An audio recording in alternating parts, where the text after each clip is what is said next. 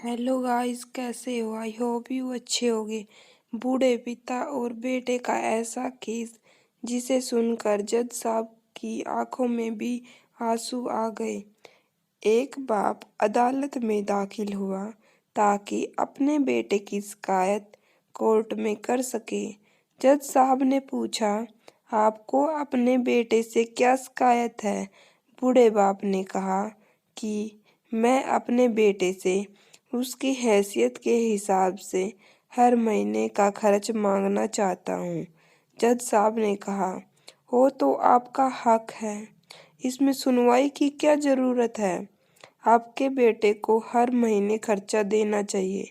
बाप ने कहा कि मेरे पास पैसे की कोई कमी नहीं है, लेकिन फिर भी मुझे हर महीने अपने बेटे से खर्चा लेना चाहता हूँ, वो चाहे कम ही क्यों न हो। जज साहब आश्चर्यचकित होकर बाप से कहने लगा, आप इतने मालदार हो तो आपको बेटे से पैसे की क्या आवश्यकता क्यों है? बाप ने अपने बेटे का नाम और पता देते हुए जज साहब से कहा कि आप मेरे बेटे को अदालत में बुलाएंगे तो आपको बहुत कुछ पता चल जाएगा। जब बेटा अदालत में आया तो जज साहब ने बेटे से कहा, आपके पिताजी आपसे हर महीने खर्चा लेना चाहते हैं, चाहे वह कम क्यों न हो। बेटा भी जज साहब की बात सुनकर आश्चर्यचकित हो गया। कहने लगा, मेरे पिताजी बहुत अमीर हैं, उनके पास पैसे की भला क्या ज़रूरत है? जज साहब ने कहा, यह आपके पिता की मांग है। पिता ने जज साहब से कहा कि आप मेरे बेटे से कहिए वह मुझे 100 रुपये महीना दे, और वो भी अपने हाथों से, और उस पैसे को देने में बिल्कुल भी देरी न करें।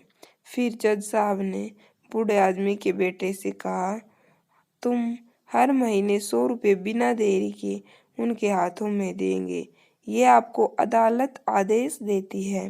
मुकदमा खत्म होने के बाद जज साहब बूढ़े आदमी को अपने पास बुलाते हैं और कहते हैं, उन्होंने बूढ़े आदमी से पूछा, अगर आप बुरा न माने तो मैं आपसे एक बात पूछूं? आपने अपने बेटे के खिलाफ यह केस क्यों किया? तो बहुत अमीर आदमी हो, ये इतनी छोटी सी कीमत क्यों मांग रहे हो? बूढ़े आदमी ने रोते हुए कहा, जज साहब, मैं अपने बेटे का चेहरा देखने के लिए तरस गया था। वह अपने कामों में इतना व्यस्त रहता है, एक जमाना गुजर गया उसे मिला नहीं, और न ही बात हुई, ना आमने सामने से बात हुई, ना ही फोन पर। मुझे अपने बेटे से बहुत प्यार है, इसीलिए मैंने उस पर ये केस किया था ताकि हर महीने मैं उससे मिल सकूं और मैं उसको देख कर खुश हो लिया करूं। ये बात सुनकर जज भी आंखों में आंसू आ गए। जज साहब ने बूढ़े आदमी से कहा कि अगर आप पहले बताते तो मैं उसको नज़रअंदाज और ख्याल न रखने के जुर्म में सजा करा देता।